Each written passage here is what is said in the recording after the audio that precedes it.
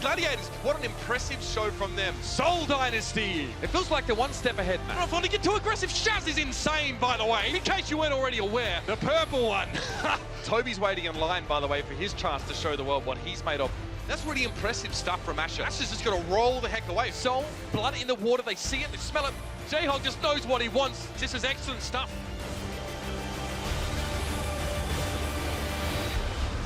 The action continues live from the Blizzard Arena. Welcome back, everybody. How we feeling out there? Yes, we've got one more match to go through. I'm your host, Chris Puckett, joined at the desk once again. We got Crumbs, Sideshow, and Sewing. We just finished a big one as the Houston Outlaws fall at the hands of the New York XL. Yeah, if you didn't see that one, then definitely catch the VOD after you watch this match, of course, because that was unbelievable. Yeah, I love that Pine just did that again. Like, you know, not really showing up for the first few maps, and then he's being swapped in and just, you know, rolls over his opponents, does those Pine things. He's slowly sniping his way into my heart. Yeah, he doesn't know that yet, but he will find out eventually. It was just beautiful. That's all I was gonna say, we need some fan art for Pine. We really need to make him the final boss of the NYXL. So far, he is 2-0 against the competition. Let's talk about the big picture of the day, though. We came in with 5 undefeated teams.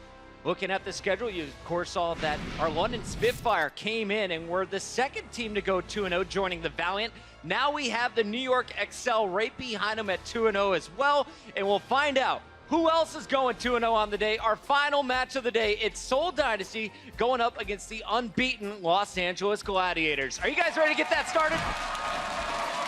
It's time to go. Let's bring out our first team for the last match. It's the Seoul Dynasty.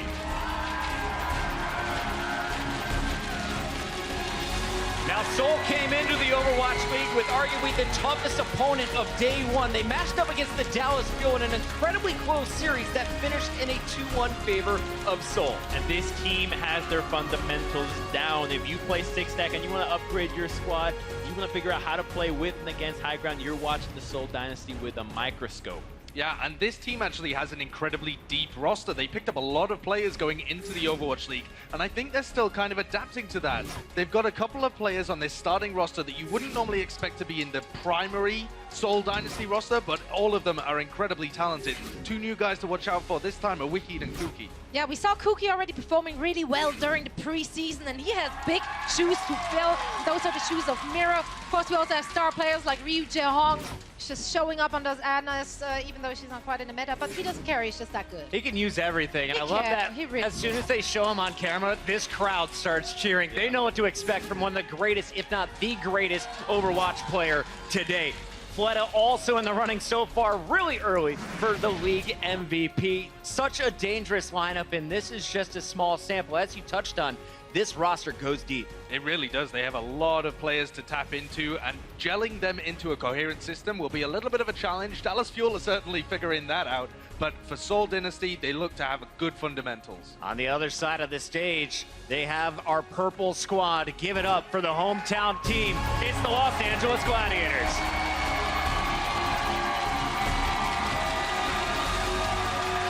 Jazz and Big Goose, the boys from Finland, leading the squad, and this is a team that is 1-0 after dispatching the Shanghai Dragons on Wednesday.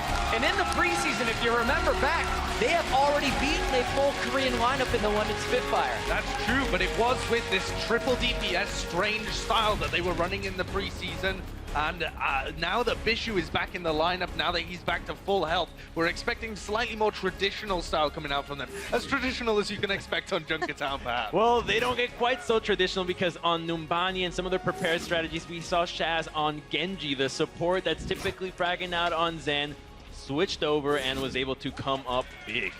Yeah, I mean, honestly, if you have a team like that with players such as Hydration or Show4 who just, they enable innovative strats. You can just get really, really creative because they have such a deep hero pool.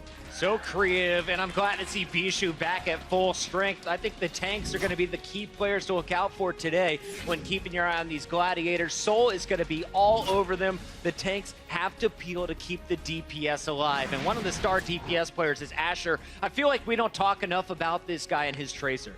Yeah, absolutely. This guy is a phenomenal pickup because really he was languishing on a mid-tier Korean team.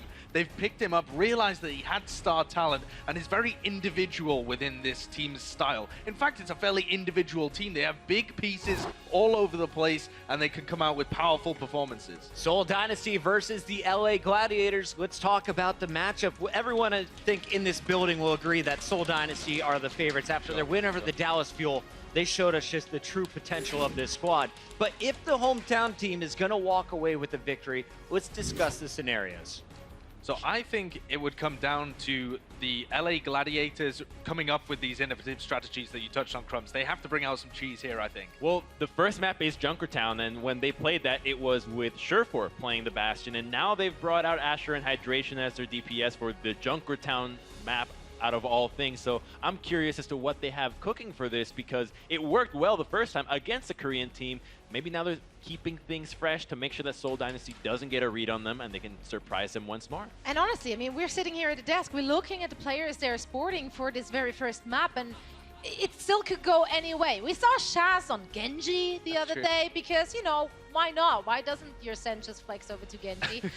Then you have Hydration, who can play Doomfist. We saw him on Roadhog doing an incredible job on basically everything he touched so far. So honestly, I personally think or expect it could be a dive kind of composition, but anything goes with those guys. We have Weekend coming into this matchup sideshow, but I have to ask you, if you're looking for a player to go off on this main stage, who are you keeping your eyes on?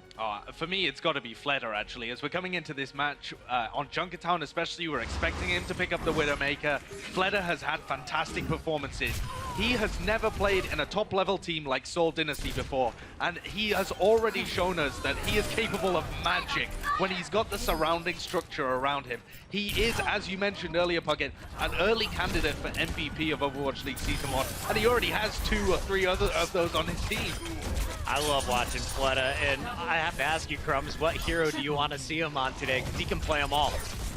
Well, it's too big of a pool for me to want to see him on a specific hero, but who I want to see is actually Shaz, not flexing over to the Genji. Stay on Zenyatta. We just saw what Jonak can do on that hero. He's going to be able to provide more than enough healing, take over some of those damage rolls, and maybe he's Fleder will just snipe him.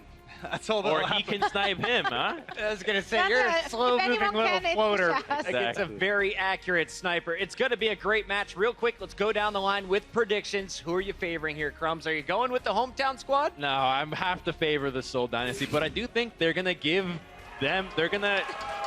All right. No, of course. It's the Seoul Dynasty. I know, but the Gladiators do have a fighting chance. I think this matchup is going to be a little bit closer than you might have expected, but I think Seoul takes it. They have a lot of good individual talent on the LA Gladiators, and Junkertown, as we've seen, they can come up with creative compositions. It fits their scrappy playstyle, so that's the best chance at really starting the series out well, especially with 2 kind of less experienced players on the lineup. But as soon as they bring in the big boys, this is Seoul Dynasty, I think, coming out with the win. All right, 2 Seoul picks so far. Boo, Sideshow, boo. Oh, I of course picked the Gladiators now, am I not?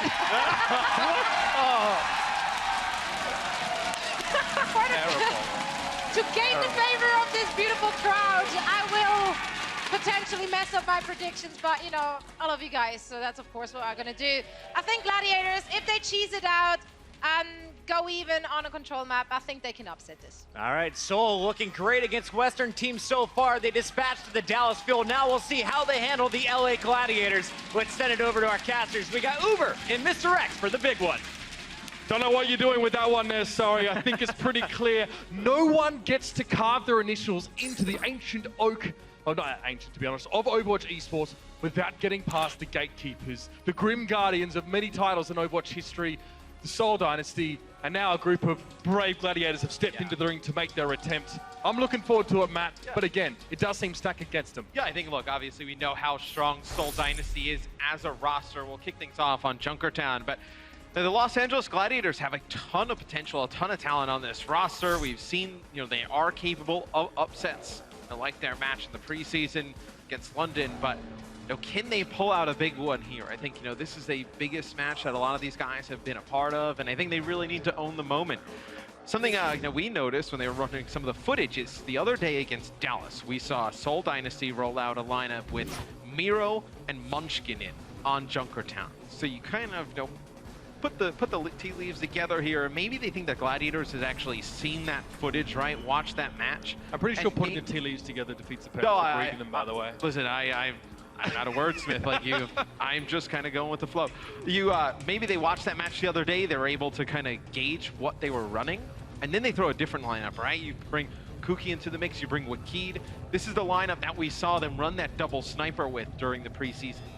And for the Gladiators as well, we're used to seeing, like it was mentioned on the desk, Shawfort in on that Bastion, given that kind of flavor. We don't know Asher as a player of anything other than Tracer at this stage. And Hydration, while he's demonstrated his flex potential, we're seeing now why this team comp is set up the way it is. They want that Genji Tracer at least to start. Well, I think the two biggest things you could have seen out of the Gladiators here on defense was maybe they run like a triple tank and you have Hydration play the Roadhog, or you just go with the really heavy dive with Asher on the Tracer, Hydration on the Genji, and you really just kind of get up in Seoul Dynasty's face. So you don't let them get the Bastion on the card, but he leaves all non-Jonak Zenyatta and Hero. Are we just putting Jonak in like another stats category all his own? Well, hey, that's pretty impressive. Shaz is at the best Zen outside of Jonak. He has been pretty insane. He has been sick. Look, LA have got a lot of looks available to them. Look at Shaz, by the way. They're just putting him out in front and getting some early damage with some orbs. Find an early kill would be nice. Here we go, though. Seoul Dynasty are out of the gate. There's going to be Kuki on the Orisa. And here's the Mei out of Jaehong. So it'll be Toby solo healing. You'll get Jaehong on the Mei. Aren't LA really susceptible well. to a main when they're running sort of a Tracer Genji? Are you concerned as LA running into this? I mean, I guess you kind of would, right? I mean, if you dive onto Toby in the back, you have to deal with the power of the Junkrat, and then right, Mei able to freeze and just, you know, those right clicks, those Gives ice Roadhog spikes right in free your head. hooks as well on frozen targets. There's so much Well, I potential guess, I here. guess you have the halt of the Orisa plus, you know, the hook of Roadhog and then able to freeze, or you hook and then you halt, you hook, and then you put a Mei wall so they can't get away after. It's so much just zone control and CC on this team now. Things are getting a little bit cooler here in the arena. You see Bishi forced to go up to the high ground, and Wakid's caught Asher with an early trap. Not a great start for the Gladiators here. A wall attempt from Jaehong to prevent any escape from Big Goose, but he's a second too late. However, the Dynasty is still on the move. And you can get by with the solo healer here. There we go. You see Remix and Shaz pick up some kills here. You can get by with the solo heal from Toby because, you know, you kind of look at Mei, right? She can get into that ice block, re-heal herself.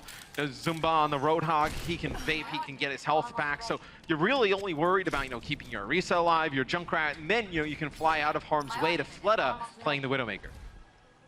The Gladiators so far able to avoid the cheeky trap that Seoul are now quite clearly trying to put together.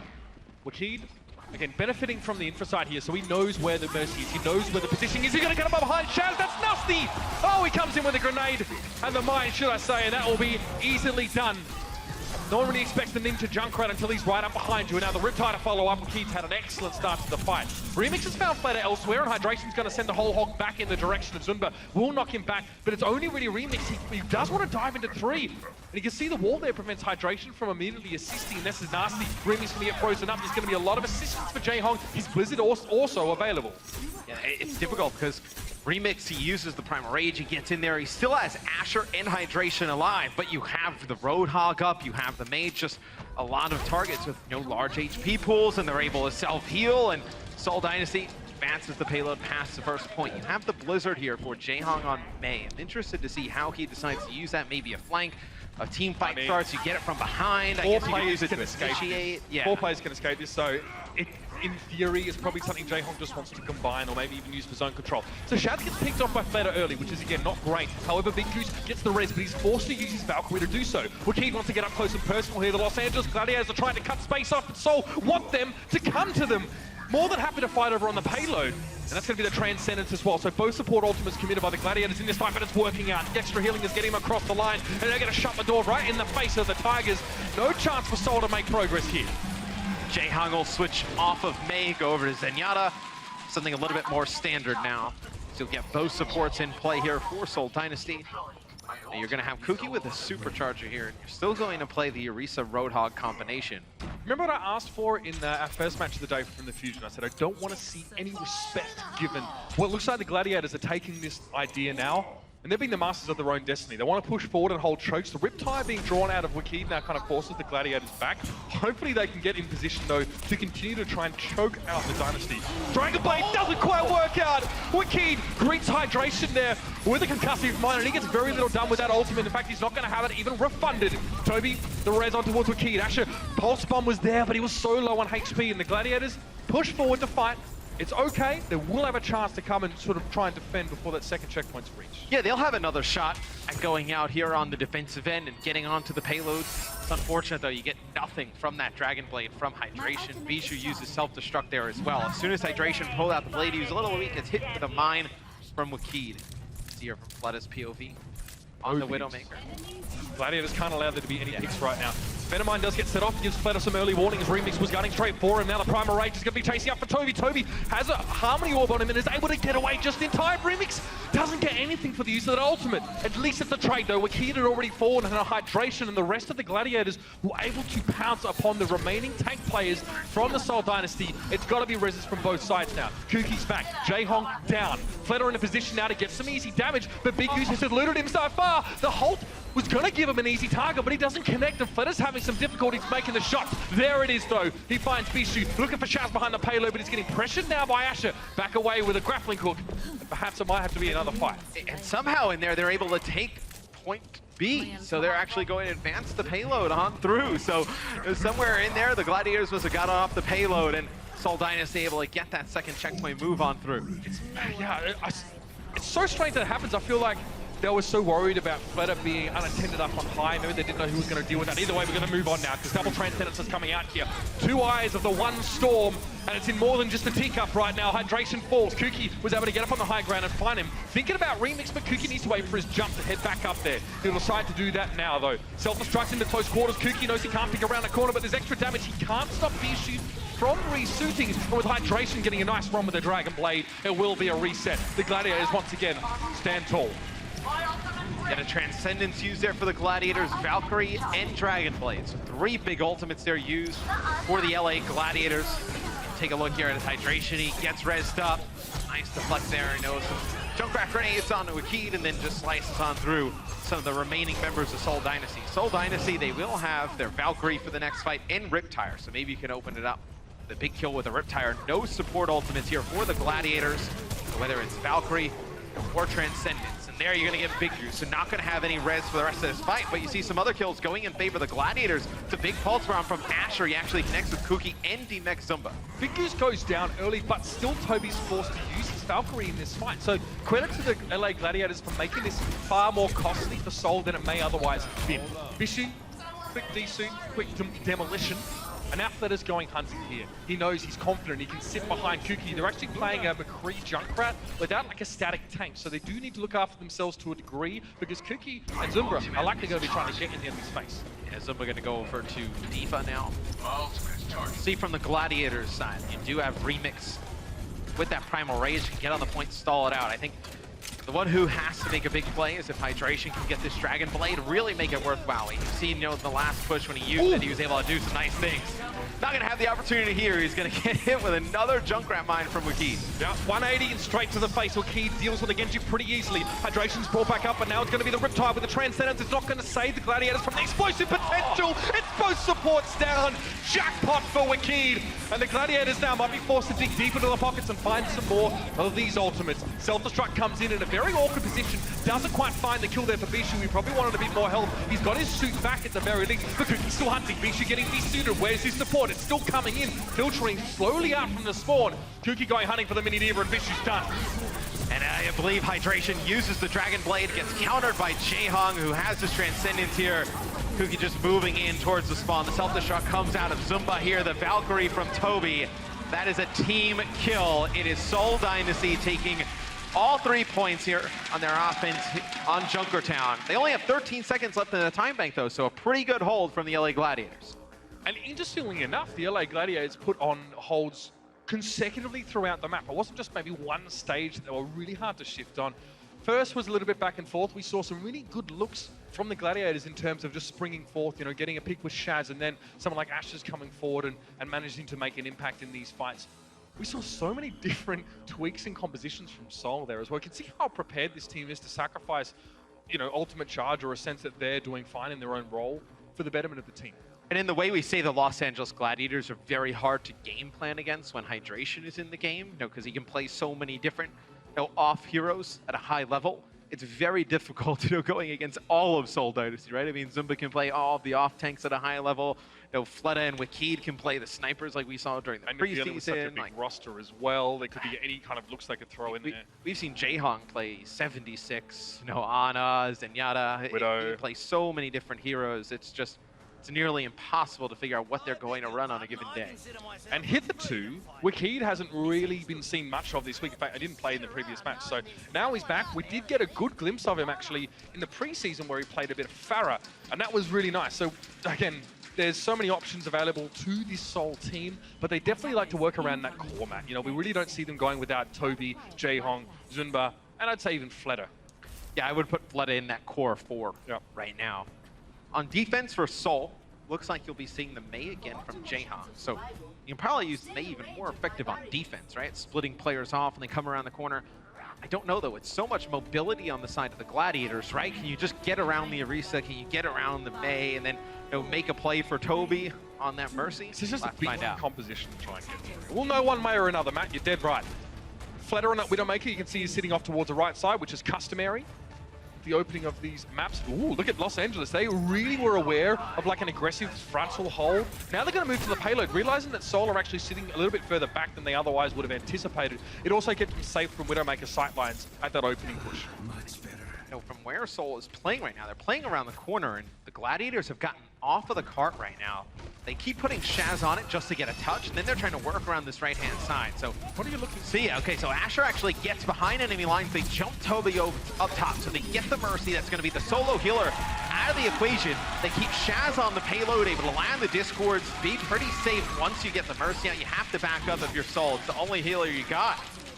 Very nice strat coming out from the LA Gladiators early on. Now, Jaehong admits he might just have to kiss the ring and switch over towards the Zenyatta here.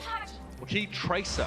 Something we haven't seen tons of from him. But let's see how this fight starts, Matt. So Shaz opens up here. Charge shot. We've already seen enough today to know just how strong it is. LA pile on in, and despite it getting a little bit mixed up by hydration not getting to his intended target because of the hold, Shaz is there for so much damage.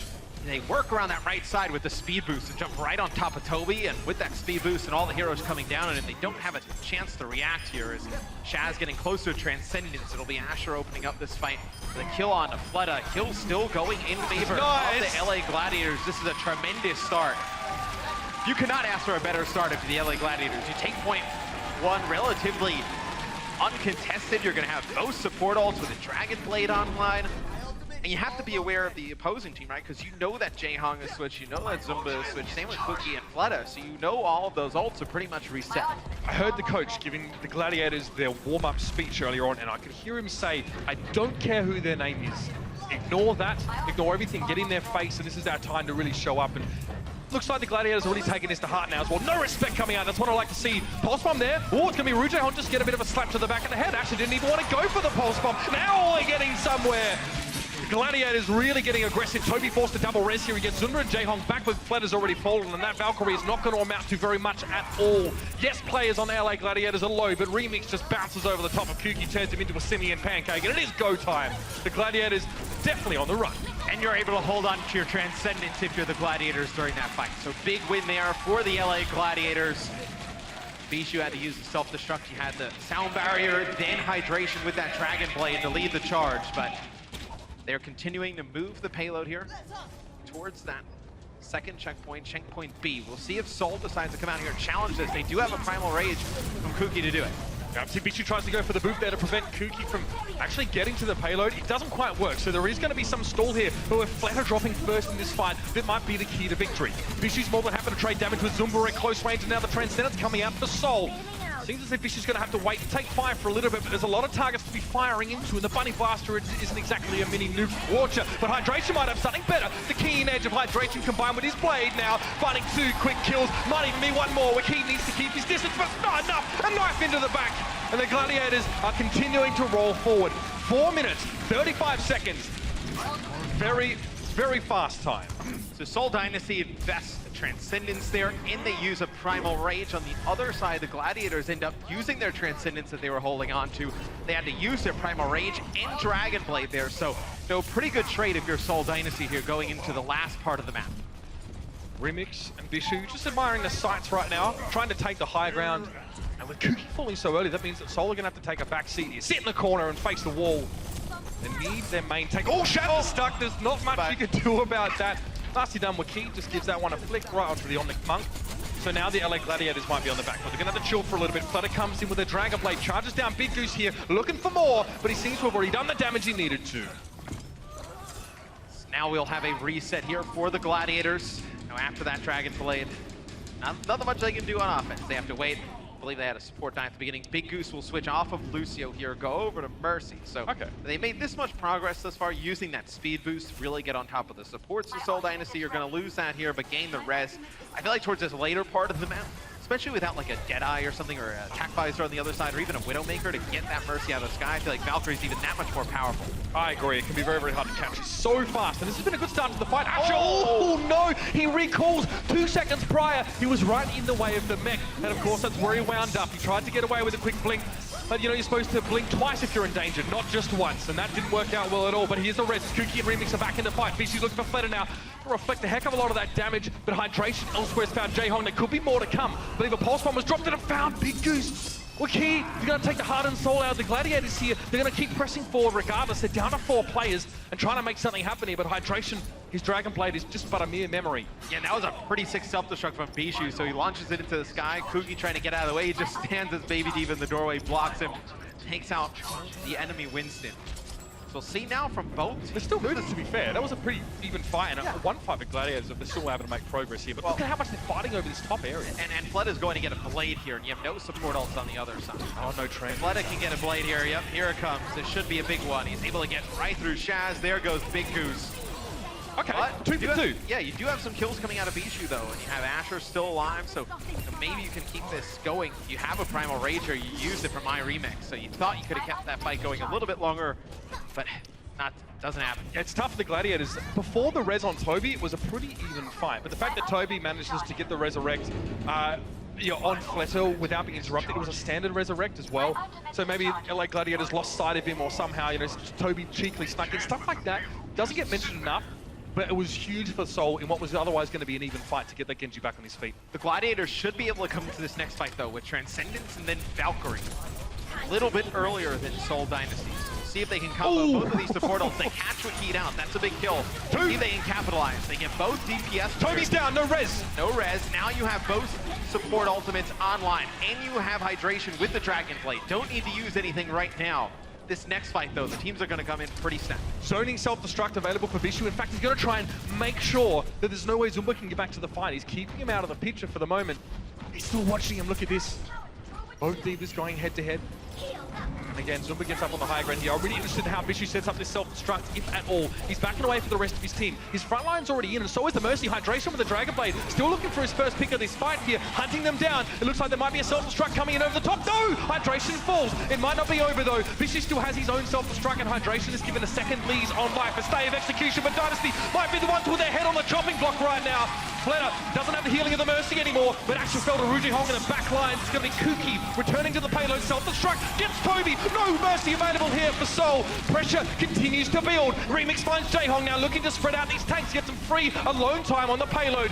And Kuki's looking real low. This is going to be nasty. Seoul need to run in numbers, otherwise this is going to be all over. Dragon Blade from Fletter, desperate attempt. He finds Big Goose, but he's down. Where is Seoul right now? It's just Zumba and Toby. They're both dropped. It's going to be Seoul to fall in his first map.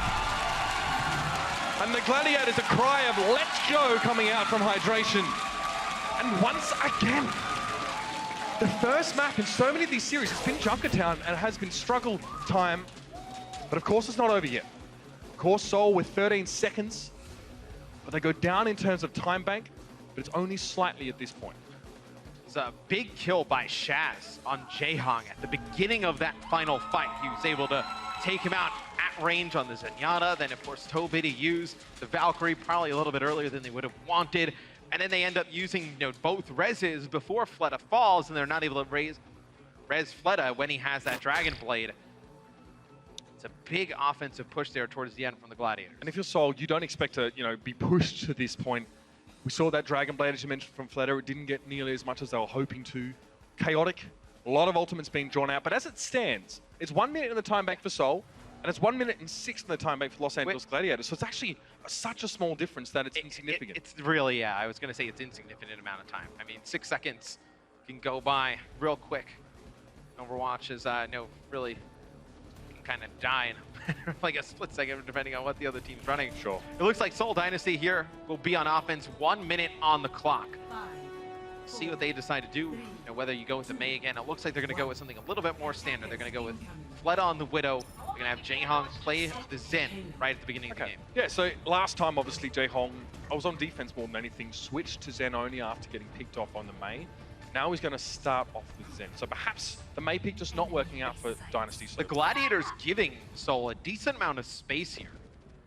What are they thinking? What are they trying to do with this? It's dangerous because you may only give yourself one fight here. Are they trying to make it easier A. to get to Fleta? I mean, are they trying to just kind of get everybody out in space and maybe just start like a chaotic fight, separate some players off? Like, you see Seoul respect this so much, they backed away as soon as they realized that the Gladiators weren't challenging. Fleta being threatened. Hydration sees a concussive mind flow over his head, thinks better of it now to join the rest of his team.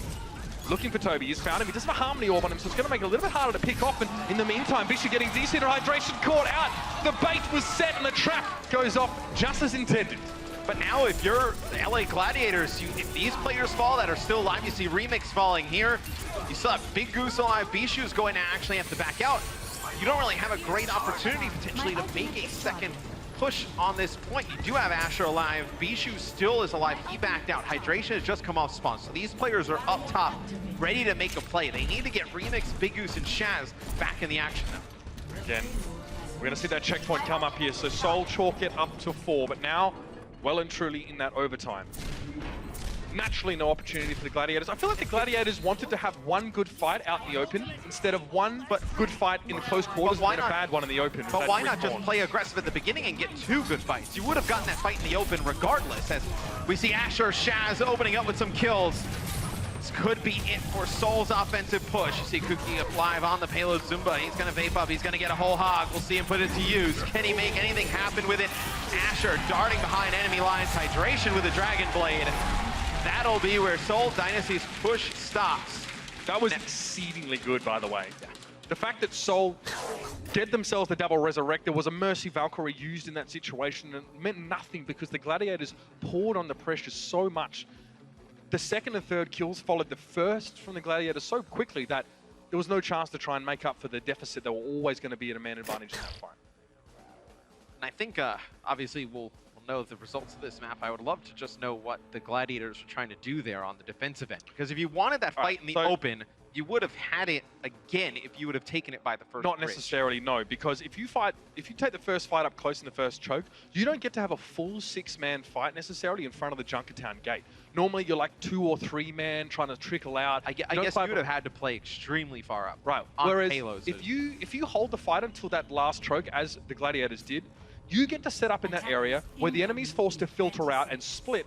You can already, so I get it, like you give up the first fight, give yourself a better fight on theoretically better terrain out in this area if you're established. But if you're running in through but behind Zumba from spawn to mid-fight, you're just going to get wrecked because it's so easy to cut you off. And that's why they ran Mei in the first place. And it kind of, I mean, with the defense that the Gladiators had set up, with Fleta playing the Widowmaker, it kind of forces him all the way out to that far side, which almost sets up a 1v1 Fleta versus Hydration. Makes it easier for your flankers Genji on to get Widow, there as well. Sets up a little bit of an easier matchup in that one-on-one scenario. You got it. Ooh, I haven't seen this before. Okay. This is a very interesting spot. Shaz, he was sped up, you know. Big Goose managed to come out with that speed boost, but still, Shaz in no position to avoid that. Obviously, big old hitbox on the Zenyatta, poor guy. All right, good start for Seoul here. It's going to slow up the Gladiators. So we'll see Zumba play a little bit further up. Now he'll start to back out. So the Gladiators have to make their way onto the payload. They'll do the same thing again. So they're going to use that speed boost to get some of these players up top, potentially try and take out the supports. They have Shaz, the lone member. Oh, well, I was going to say he's working the payload on forward, but he gets taken out by Wakid. So you lose Shaz early at the beginning of these fights. I think Seoul might have found the the weak point of the Gladiators here, or at least their biggest strength. Well, I mean, you're kind of leaving Shaz out in the middle of the open against, Fleta and Wakid here. It's going to be very difficult for him to get anything going. 10 seconds left. Speed is not a suitable defense. It's 3 from 3, and Feta slaps the gauntlet down. Nothing that can be done there, Shaz. Speed is not a suitable defense against a Widowmaker of this caliber. Now we're in overtime. The Wick is burning down, and Seoul have just thought this through so effectively. Big Goose and Asher up on the payload, but Bishu's got no suitors. Nothing to be done. Nice little mix up there by the Seoul Dynasty. What a great look that was. And the Gladiators played right into their hands. Amazing adjustments by Seoul there on defense. Fleta with some big kills, able to take out Shaz. And Shaz as the Zenyatta for the Los Angeles Gladiators, such a damage dealer on that hero. You lose a lot of the overall team damage as well from Discord. Some big kills early from Fleta. Sorry, Shaz, strike 3 and you're out. Seoul figured it out. They knew who they had to get rid of, and they did it in style. Nice accuracy from Fleta. It's time for a break, though. When we come back, map 2, just around the corner. We'll see you soon. You salt! Still monkey on point. Get down, one. Trace the recall. Kill some bigger. Trace one. Nice. Trace the recall point. Still one. The Overwatch League is brought to you by Omen by HP and by Intel.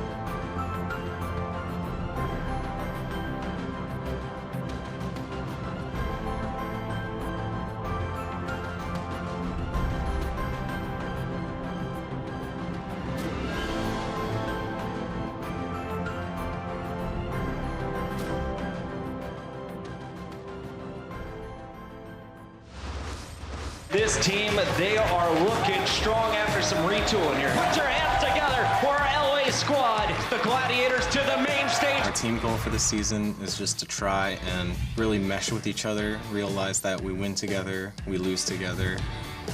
It's just that simple. They made that look like they didn't have to think about it. What's the call? I'm really proud to be representing Los Angeles. and especially the Gladiators. I always love communicating with my teammates. I always like try to find better ways to communicate. 제일 기대하고 있는 거는 일단 저희 팀의 성장 가능성이고. Both teams are looking black and blue after that game. Quite a slap fest. But at least we have a series now on our hand. There's so many great players, great teams. In any given day, anyone can beat anyone. I just really want to beat other Korean teams. Makes me wonder sometimes, Max, how for a team like the Gladiators, you know, they're so silly, right? They're ironic, they're memers. It's, you know, it's typical that they're Twitch purple colors, by the way, because it just seems to fit so well. Outside a game, they're joking around. The second they hit that stage, or the second the coach is talking to them, all of a sudden they're incredibly serious, stoic players. But it's great to see that they can have a fun side to them as well. Yeah, and I think it helps in the kind of mentality that they have, that they really want to win together, that, you know, this is not one of those huge rosters, right? Everybody can get a ton of playing time. They can really gel, really get used to each other as a team. It's a very tough fight by the Gladiators in map number 1. They were not victorious, though. It's the Seoul Dynasty who is able to take Junkertown. As you move into Horizon Lunar Colony, you see some of the subs come through. It'll be Surefour in the game for Asher for the Gladiators, and you'll have Bunny sub in for the Seoul Dynasty. Yeah, so Surefour returning now, which does mean that, you know, we have the potential for maybe a lot more flexibility. Obviously, hydration is going to be, you know, working on maybe the Junkrat or the Genji quite often. And Surefour can play that Tracer really well, right? We see that quite a lot. We used to see it from him, but he can also play a lot of hit scan. There's a huge amount of, you know, strategies available. It does kind of make me think, though, that either we're not looking to see a Tracer for the Gladiators, or at least not initially. It would tell you that they're going to run either, you know, Widow or 76, play a little bit more of the high ground, you know, whether it's, you know, on the offensive side, right? When you get to point A, you can kind of play up top on that high ground, or, you know, even going into point B, they really want to take control of that high ground with like a 76 Widowmaker set up. That hydration potentially playing, you know, whether it's right here, it looks like we see Junkrat on the defensive end, or maybe Genji on the offensive side of things. So it's good to see Bunny back in the lineup for Seoul. He had I believe he had some of the best Tracer stats from the preseason from the entire league. He played very, very well. And like I said earlier on in that preseason, he's the kind of player described to us by the Seoul's coaches as being someone who likes to play a little bit more away from the team. He's more than happy to be out there on his own, just trying to create opportunities, create space for the rest of his team. Looks like Seoul on offense. This looks like what they probably will go with. You know, Fleta on that Widowmaker. Okay, they say that we see some changes. Maybe we see this stick, maybe not. Obviously, still some time switching things up. The Gladiators on offense could even catch them off guard, potentially running a quad tank, right? You could have Hydration play to the Roadhog. Surefour could play something like a Zarya. So they're still deciding. I mean, it would have been nice to see the Sombra. It worked really well for Raucus and the Outlaws when they used that strat on the attacking side of this map, but no, it won't be the case here. In my opinion, perhaps a little bit more of a standard composition now with that Widowmaker thrown in the mix. Jaehong and Zenyatta. But they'll need to be aware. Hydration is a hunting on that Junkrat, and Surefour's playing 76, which for me is really interesting because he's kind of a jack of all trades in this position, but doesn't do anything amazingly well. He's going to be there to provide damage. Bishy goes deep. Does he miss the ledge, or does he intend to drop off? It's hard to say because he's just going to get desuited very deep in enemy territory here. yeah, they're going to lose both tanks at the beginning. Those the Los Angeles Gladiators. Fleta taking out Remix, and then Bishu, which goes in a little bit too deep. Surefour is able to take out Bunny, but damage may already been done. You don't have any tanks to kind of come in here and, you know, take up some space on the point for the LA Gladiators. Something's gone wrong there, there's no doubt about it. This is not intended from the Gladiators. Perhaps their dive just got too segmented. Maybe Bishu was supposed to get on that ledge to join Remix and they got split up. But now it's going to be Seoul taking the point pretty much straight away, and they might be able to jump on top of the Gladiators immediately. They stagger them out. They might be able to get an easy second point take. Surefour still a couple seconds from respawning. Yeah, it looked like there may have been a miscommunication whether they were going to actually contest that point, because Remix is actually walking towards it. Just as Seoul Dynasty is able to take it, it'll be Toby getting Valkyrie here. Fleta takes out Surefour, who switches over to the Genji. Things may be falling apart for the Gladiators. So we're looking for more now. Remix already going down, and you can see the Bishy's just trying to stay alive, but he gets desuited yet again. It's going to be all Seoul up on the point. Gladiators, where have you gone? The start of this match has been so strange. An instant res on Kuki after the Riptide finds his mark, nullifying the effect of the Junkrat ultimate, and Fleta sitting in the back corner to pick people out. The Gladiators have hardly got to play Overwatch in this map. Matt, I'll be honest with you, self-destructive, and no one was even there to see all the explosions and fireworks. It's going to be Bishu again desuited, and that is going to be it. That is not good. that would be, yeah. I mean, if you were to roll some footage and say this is the definition of not good. That would be the footage out. I mean, and again, and conversely, it was excellent from Seoul. Yeah. What they do early on, they notice they're getting these early picks, right? Bishu and Remix aren't quite together on the same page. They get split off, they both go down. It's almost done by that point. You're almost certainly going to get the point. Obviously, the Gladiators are trying to claw themselves back by contesting for that first point, but in doing so, they mean they're staggered out for the second, and it did happen that way. They gave so much space. The fact that Seoul can walk onto point B because everyone from the Gladiators has been respawning that's devastating. It's going to hit you hard. They've got to bounce back from this. Yeah, it looks like the LA Gladiators definitely got rattled by that one. As soon as Fleta basically kills Remix at the same time they get Bijou, so you lose both tanks right away. And then you're forced to back out of the point. It looked like they were going to give it up, but it looked like there was a point where Remix was really close. He was going to go right back in. They get him weak. They actually kill Sureforce, so you lose all kind of consistent damage coming out towards Seoul Dynasty. As soon as they see that, they just make a beeline right for point B. They're able to take it. 6 minutes and 13 seconds left in their time bank. And again, I want to see maybe on the desk or at some point a replay of that first attempt at a defensive dive from the Gladiators, because I love the no respect. I love that we're still seeing that, but again, it's a super risky play on this particular map to give up that safe zone, to go for a fight like that, and if it falls flat on its face, you give away the first point. What we look like from the Gladiators right now is kind of what I was alluding to. With Sureforce in the game, he can play very good Zarya. Maybe you see Bijou go back to Diva, and this is kind of what you tried out there. Really tank-heavy comp, a lot of HP. You get that Moira Coalescence rather quickly here. You get the speed boost, you get right onto the point, take it. So you're going to see the quad tank lineup here come out of the Gladiators, see if they can make it work. Heavy set lineup for the Gladiators, and that's me being polite about it. There are some big bodies moving forward right now. A lot of HP. They're going to pressure way forward. That Reinhardt shield's going to have to absorb a lot of this damage, and I like this look. Moving underneath that platform, cut the sight lines off from Seoul, and they made their way on towards the point, essentially unscathed, Matt. But what do they do from here? Kind of back into the corner. Now, essentially, it's kind of like Seoul playing from the offensive side, right? They have to go from the high ground back towards the point. Fleta gets a big kill on Shaz. That's going to eliminate a lot of the area healing coming out from the Gladiators. The patience on this man, Fleta, waiting for the moment that Remix didn't have his shield in front of Shaz, and he went down instantly. The Gladiators are trying to tailor the battlefield situation to best benefit the Moira. Get to the point, fight the enemy team on there, and allow Moira to let her biotic orbs go. Problem was is that Shaz was undefended, and this happens not only on this map, but also on Junkertown. For even a split second, if Shaz is not being protected, someone like Fleta has picked him off consistently. It's so consistent that it's robotic. And because Zumba's on the Diva, you're not going to be able to get a lot of damage down with Moira with their arms, so you're pretty much going to have to use those exclusively for healing. You see a nice pulse bomb here from Bunny, lands onto Big Goose, then you get the D-Mech there on the Bijou. So it'll be the same composition that comes out from the Gladiators. No changes coming out of the spawn. You're getting very close to a Coalescence. Who keep being brought in. They're able to use the Fortify to stave off most of the damage. He's going to be healed back to full there. It's going to be a Coalescence coming in. Jaehong is forced to go here for the Transcendence just to cover up some of this damage. No anti-heal available for the Gladiators, so it's a decent play right now. But the Earthshatter comes in. Jaehong's knocked on his rear end. He's actually able to avoid the charge in. Knocked away. It's going to be the whole hog to get him on out. Hydration just doesn't want to deal with him right now, but he's going to eventually have to face it because Jaehong comes back in. So far, so good. Fleta drops to Sureforce. Remix on the point there, swinging that hammer, and it looks like Zumba's going to get caught up in it. I like the play here from the Gladiators, man. It's worked well. Definitely working here. You can see the Gladiators, they pick up that final kill. They will take point A. So now what was different about this push? Changes. Well, they work around that right-hand side, and they're able to land that big Earthshatter right after the Transcendence. The Coalescence forces out Transcendence in a way, just a lot of healing / damage coming out of Coalescence. Jaehong uses it to keep everybody up.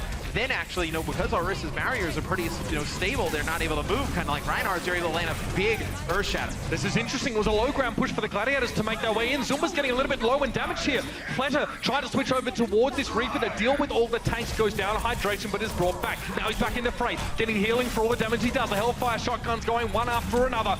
And Hydration looks for a hook, doesn't connect it. I think he really needed to hit that one as Fleta takes down Remix, and one by one, these big, bulky tanks from the Gladiators are probably going to be cut down to size by the damage output from Seoul. And it comes to pass in just that way. Hold here for Dynasty. A lot of ultimates coming online for the Gladiators, though. Self-destruct, Earthshatter, Whole Hog, Graviton Surge, and Coalescence coming into this next fight. Seoul Dynasty, you'll have your Transcendence, you'll have a Self-Destruct Primal Rage. think it's really on Surefour to land a big grab coming into this next one. Definitely, arguably bigger ults on the side of the Gladiators here. I mean, a Graviton into Whole Hog without a defense matrix in play is devastating, because the only reason people don't get nuked by Whole Hog is because they get knocked away by it, but in a grab, you can't. You're taking a face full, and it's full damage. The scrap gun obviously will be churning in your face. But you see how spread out Seoul Dynasty is playing here. They know that that Graviton's in play. It's going to be a pulse bomb from Bunny that connects onto Remix, followed up by a Death Blossom. That's going to be 3 kills for Fleta. That's nasty. That was sick. Straight in the middle of all these Or tanks. Bishu. And bear in mind as well, the more targets you're connecting with that Death Blossom, the more health you're getting back. Run, Bishu. Yeah. Bishu loves communicating with his team. I don't know what to be saying to them. Guys, I'm running back. Okay, just let you know, guys, they're stalling me. Just letting you go. I'm running. Fleta gets in a really nice position here. This is straight off spawn. The Gladiators maybe weren't even set up to sort of receive players spawning back in. They were still dealing with the rest of Seoul on the point. High ground time, perhaps, now, Matt. Well, I mean, that fight win for Seoul Dynasty also allows them to build up Valkyrie. So you have Valkyrie coming into this next fight plus Transcendence. So it's a big fight win there. They've got nothing to deal with Fleta right now. It needs to be a hook. Oh, sorry, a charge or something. Fleta goes in, looking for the back line. A couple shots in towards the Moro, but it was shielded out by Surefour, who still has that Graviton, mind you. Coalescence now. Fleta's trying to find his next target. He's going to settle for the big, bulky hydration. It goes down. He bursts so fast. The Hellfire shotguns are so nasty up close, and Fleta is put down. Judgment finally delivered to the Edgelord Reaper, but the fight still continues. It's Remix and Vishu falling down. Cookie drop for a moment, but is brought back to life. Surefour down to Bunny, and Seoul are looking so good right now. Look at all the ultimates that got drawn out of the Gladiators, and they just swap them aside. And you have to imagine that, you use some of those ultimates. Yep, Surefour's going to switch. So you ended up using the grab because Seoul Dynasty, they're so spread out. You didn't want to waste any more time holding on to this grab for the perfect opportunity for the Gladiators. You end up using it, I believe it only connects with Kuki inside of it. And then Toby plays so far away. It was just great positioning from Seoul Dynasty that they're able to use that Valkyrie, come back in, get a res. Jaehong here, still with Transcendence. So now big switches. Yeah, Shaz will go over and play Ana. You'll have Hydration played Roadhog. You're still going to go with triple tank, but you're going to have Big Goose go over to Mercy here. So you're going to have both support switch up in Surefour here. It's tough. They're not really able to capitalize on the sleeping Winston. They don't sort of dive in. The rest of Seoul are smart enough knowing the Winston is slept to not commit fully to the fight without the initiation tank either. So despite Shaz hitting what is a very hard shot to make up there on the pylon, they can't make any use of it here. Yeah, Fleta just hiding up top here. This comp screams high ground from Gladiators. I mean, that's the only play they really have with it, right? I mean, you get up top, you can use maybe you're playing for like a nano visor Do they here. have to split in two to get the most out of this composition though? Because Hydration can't exactly just jump up and down as he pleases. Yeah, I mean, what do? You kind of have like these big beefy tanks roll through the high ground, and then you kind of have to play Hydration on the point, right, to create some kind of action there so Surefour can get space. But you see Remix dive by, and it seems like Seoul Dynasty doesn't really care. They're going to go all the way for that back line. Flipped! Nicely done. Good response from Shaz to shut down Fleta. He has himself a nano boost right now. It might be time for the visor, but they still need to deal with Zunba and Kuki. Zunba's still helping now. The Transcendent's going to come out on the point. Hydration has already dropped down. Goose has gone straight in now with the Valkyrie to bring Hydration back, but now Bishu gets desuited and taken down. This is surely going to have to force another res out. This fight hasn't happened as quickly as the Gladiators would like, but now the tactical visor from Surefour from high grants them 1 kill, instantly rezzed. Yeah, they did use the nano visor there, so Surefour gets pushed down a little bit up top. It looks like they thought they had the position. Maybe they thought they were going to get Zumba de-mech'd, and they used that tac visor plus the nano boost. They're not able to make any way on the point. My issue with the attack visor here is, I get it, right? There's so much damage available, but there's so much shielding, a defense matrix and everything just to prevent 76 from getting good damage done. Even if he's on the high ground, you pretty much need to be guaranteed that Kuki's either out of position or dead, that Zunba is at least out of his mech to get a valuable nano visor. Otherwise, you're committing 2 ultimates into shooting at shields and defense matrices. And it's hard when Fleta comes in on the Reaper because you don't really, I guess you have Big Goose with the Valkyrie, right? A great sustain ultimate, but you have Shaz who potentially, he's got to hit a sleep dart every time or else Fleta's going to cause a lot of problems. Bunny there, open things up. the nice pulse bomb takes out Shaz. Gotta get wrecked though. Last chance saloon here for the Gladiators, Matt. Despite the fact that having the res was good, they've lost hydration now to flat on. They've got to go with just these players. Kookie's down though, so it's a 5v5. Transcendence from Jaehong, but he has to use it so far away that his team doesn't really benefit from this at all. Bunny to drop. This might be the opening that the Gladiators were looking for. Jaehong just dodging around the pole, and now it's going to be the primal rage. And yes, Bishu gets in there and gets the extra damage done. He found 2 in the last moment. This is going to force Toby to come out with that resurrect. He's low. He's swatted aside. Shortfall finally has the pole position, the perch play that he was looking for. Zumba's forced to run up there with half health. He's just a bit of a drive-by though, as hydration now brings in the Doomfist. Rock'em Sock'em Arena it's going to be, and the Gladiators finally have a little bit of control. We're in overtime, Matt, but we're going to get there. Surely it's going to be an ice block here for Jaehong as he tries to get himself onto the point, but he's knocked away straight away. Uppercut, bit of Shoryuken action from hydration, and the Gladiators are looking real close. Yeah, Kuki though pops his primal rage. He's going to be able to stall us out for a little bit. Flutto with that Death Blossom. See if he can make anything happen with that Reaper ultimate. Uses it, dies immediately. Now it's going to be a rocket punch for hydration. Who's he looking for? Zumba goes down, a double for Zumba on the point though. I don't think that's going to be enough though. Jaehong switches to 76 to get to the point. Bit of mobility, some healing perhaps. Hydration was res back up by Big Goose, and Big Goose gets the kill on Jaehong. Oh, they got it done, Matt. But they're probably as breathless as I am right now, and they're up against it. They took everything they had to get that second point. Time, effort, ultimates, sanity, you name it, they spent it. And for a second there, I thought it was going to turn the other way. When Zumba got the double with the self-destruct, I was like, oh no, everything is going to fall apart here for the Gladiators. But Hydration brings out Doomfist, and it's actually just kind of like a late game play to probably get back to the point, but he actually was making a big impact. You know, he can just do so much burst damage, you know, with the rocket punch, and when you're kind of coming out of the spawn and stalling, there's a lot of walls there. That big one wall in the back, you're able to just knock players into, get a lot of one-shots. We know how scary Doomfist is as a duelist or as a hero when he's not facing scrutiny from, you know, multiple enemies, and when you know you're inherently going to be playing in a man advantage in like an ultimately successful stall situation. And because he can burst people down, right, you can always keep your team, you know, in the black or, you know, in the positive man advantage situation by jumping in there and getting quick picks. So that was good to see.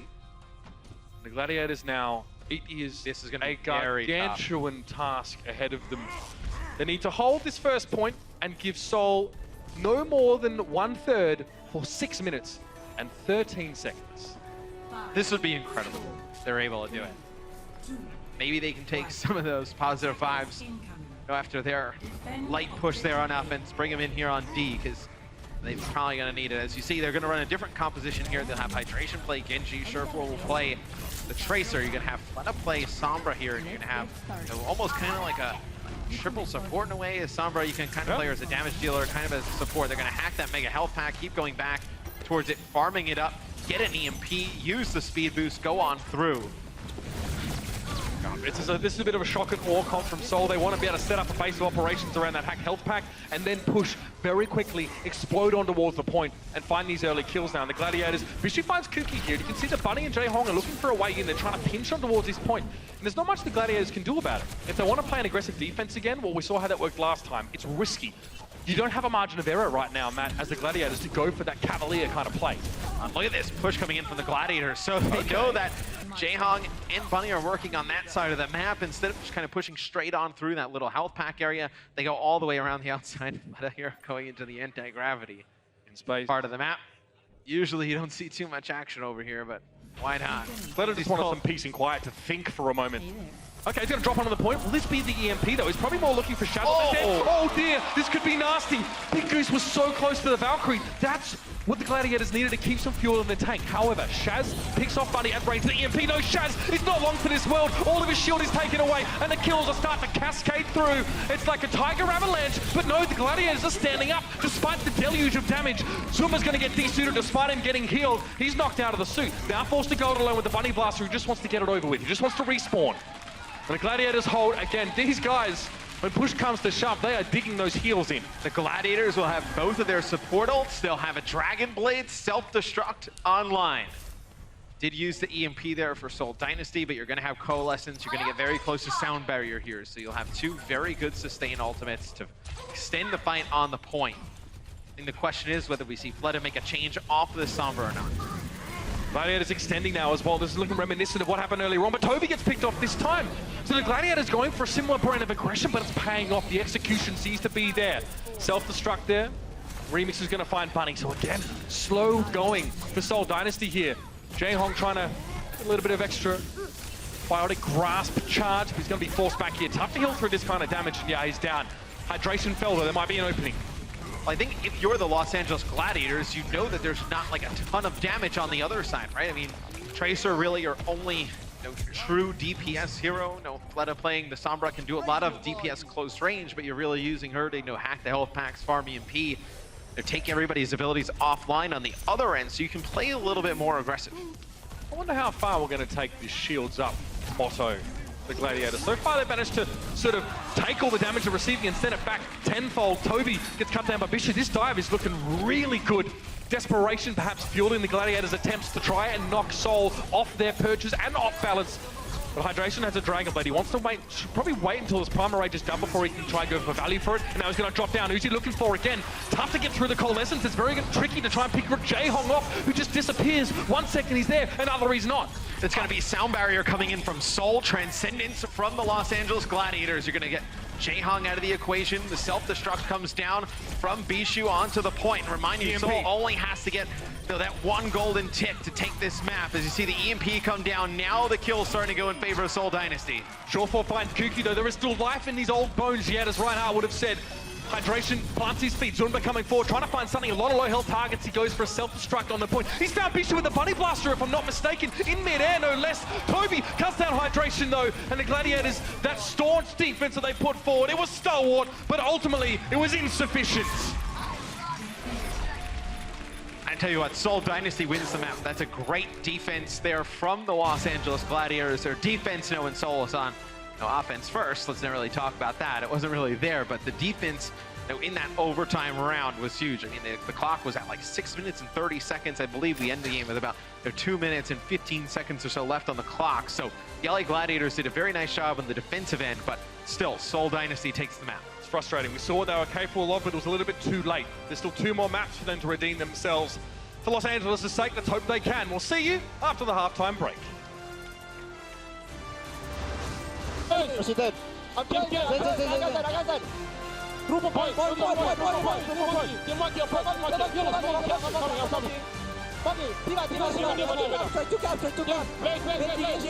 on the way. Get you one.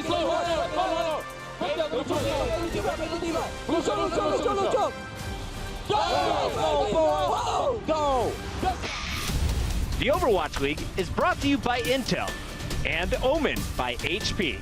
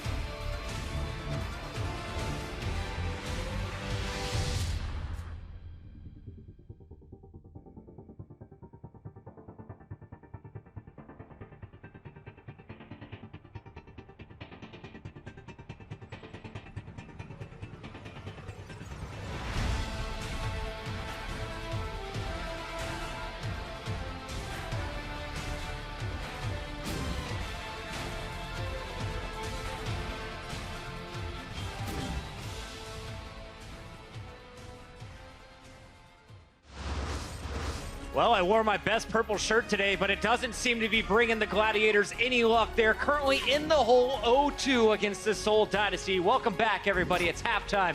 I'm your host, Chris Puckett, and we are joined at the desk by Crumbs and Sideshow once again.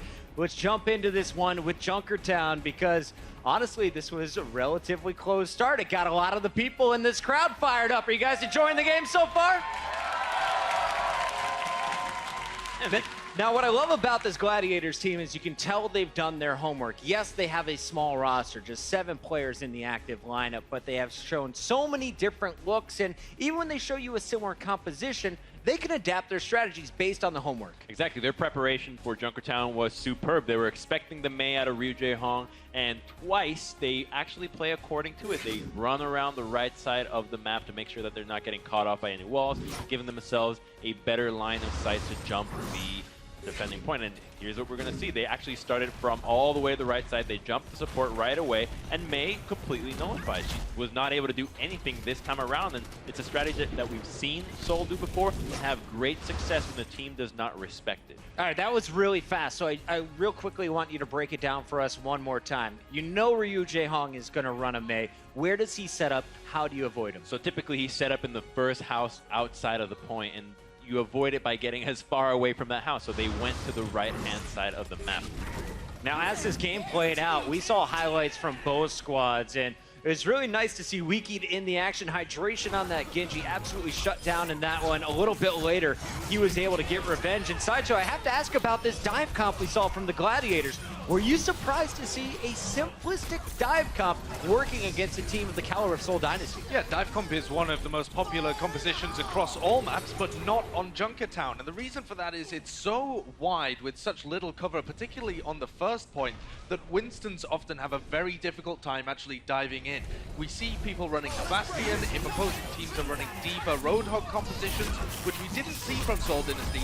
Often the Winstons have a very difficult time executing the dives, but LA Gladiators weren't playing into too much overwhelming damage, and they had the timing nailed down so that they were able to go in very aggressively and pick off targets when it mattered. They were very coordinated in the targets that they went for because 4 members had over 58% actual contribution to every elimination, which is a huge deal. That happens when you're running these dive compositions. So being able to shot call effectively and show that you're not nervous, you're going for what actually is the way to play that composition is a breath of fresh air. Now we should remind everybody, after the first attacks, it was the Gladiators with more time in the time bank. Let's talk about the bonus rounds. Where did things go wrong? Why was it Seoul walking away with the victory, Sideshow?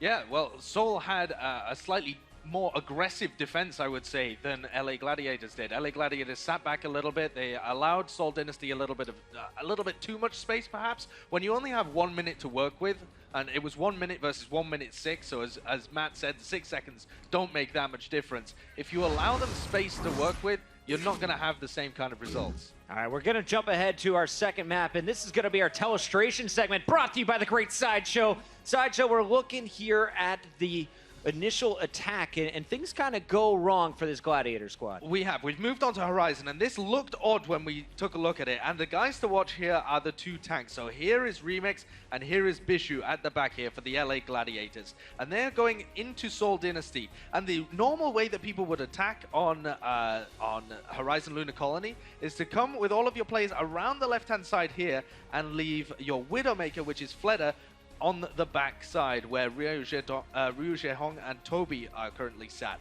But LA Gladiators kind of misinterpret the situation. Even though they have a good game plan, it's Remix and Bishu think that the team has kind of committed too many, a couple of players already and dived the backline onto the 2 supports. They're not able to get those picks, and you can see here as I've paused again that as soon as Remix and Bishu have called that their play has gone badly here, it is the entirety of LA Gladiators that's scoot out of there. They don't even want to commit to that fight whatsoever. And I think that's a reason why you see the positioning of the Gladiators backfire, where they're typically supposed to be on the right-hand side of that defense, where you have a line of sight and you know where they're coming at. Had the Seoul Dynasty executed where they sent everybody to the left-hand side, that drop is very effective, but it's blind, so you don't actually know if it's going to happen. You're just banking on instinct and timing. They see the monkey go in, they figured okay, maybe the rest of the team is waiting behind, try to assist them, but they're just not there. Yeah, it's an unusual position to have both of those supports up at the back, Toby and Ryu Jehong. And the synergy between these two has been legendary throughout basically their entire tenure in Overwatch. They are two of the best support players in the, well, they are the two best support players in the world from what we've seen so far. And their synergy together is great. Harmony Orb onto the Mercy to make sure that Toby survives. Healing onto Ryu Jehong so that he can survive. The way that the two of them work together is phenomenal. Let's take a look at some of the general highlights from the rest of Horizon. Big props to the Gladiators. Despite a massive mistake at the start of the game, they fought hard the entire way through. Bunny was back in action, and you could feel him on the Tracer. Fleta was ripping faces with his sniper rifle. But what I really liked was when they made the Reaper swap, Crumbs. Exactly. They saw the 4-man tank succeed in 2 pushes on the first point, but they switch out to the Reaper, who works excellently in second point. You have the high ground you can port to. He's always waiting for the opportunity to drop. And when you have 4 tanks that aren't switching immediately because they have their ultimates there waiting, then you just have a field day on Reaper. What impressed me so much about this Seoul Dynasty defense was actually the way that they're using their ultimates, or rather not using their ultimates. Ryu Jehong held on to his Transcendence for 41% of the time that he played Zen on that defense. That's crazy. Half the time he's just holding on to it, waiting to use it. And the reason for this is that almost all of the rest of the ultimates that they have available charge up way quicker. So Toby can use his Valkyrie. It'll be up for not the next fight, but the one after. If Jehong uses his Transcendence, which has similar fight-winning abilities, he has to wait 2, maybe 3 fights to get that one available. So this is all in the minds of the Seoul Dynasty players, and they know exactly how to rotate these ultimates to get the best use out of them. To follow up on that, we did see one small mistake. I remember our casters pointing it out when we saw double support ults from Seoul. How do you get them to falter like that again, or is that just a first game issue? Well, it's very difficult to actually decide when you want to use that Zenyatta ultimate. There's not a big overarching ultimate like a Graviton where you say, all right, just press now. There wasn't a Genji where you just, all right, press now, and it's that easy. You have to think about the timing. So it is just a human error that ends up happening, and you're just going to have to spread yourself out and spread the Seoul Dynasty team so far that they start making these mistakes. All right, final question for each of you. I want to start with you, Crumbs. It's at the halfway point in the final match of week 1. Who so far is your player of the match for this battle? I think right now I'm really looking at Toby. His synergy between his Mercy and the Zenyatta have been quite impressive and have been winning so many fights. Many members get picked off right away, but he's there to save the day. It's been a great day for supports. What about you? Zunber is kind of an unsung hero of Seoul Dynasty as well. I've been very impressed with his performance throughout this match. I think he's made it much easier for Cookie to fit into the lineup as well as being able to protect those supports and apply pressure. So I think keep your eye on Zunber. He'll have big performances in the second half as well. And I wish I could say a different player, but it's still Fleta on my brain. Keep your eyes on the Rockstar. He was our player of the match last time we saw Seoul. We'll find out who is going to walk away with the award at the end of this one. We still have 2 more games to go, potentially a third. We'll see if the Gladiators can keep this one tight. Don't go anywhere. It's the final match of the regular season Week 1 action. The Overwatch League is brought to you by Toyota. Let's go places.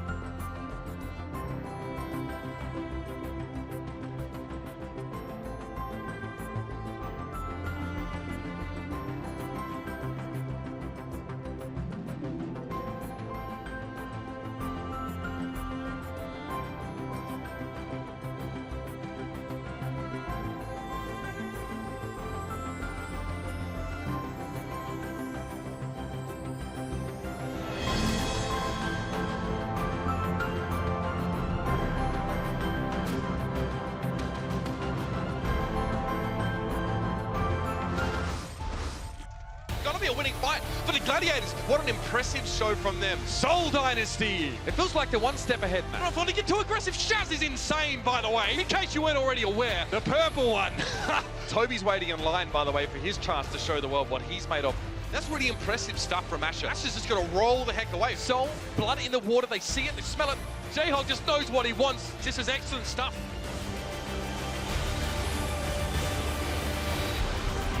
Welcome back, ladies and gentlemen. Here, 2 maps for Seoul to try and take away. Again, you know, the Gladiators want to try and keep this one alive, but at 0 and 2 down, it's all getting pretty darn real for them.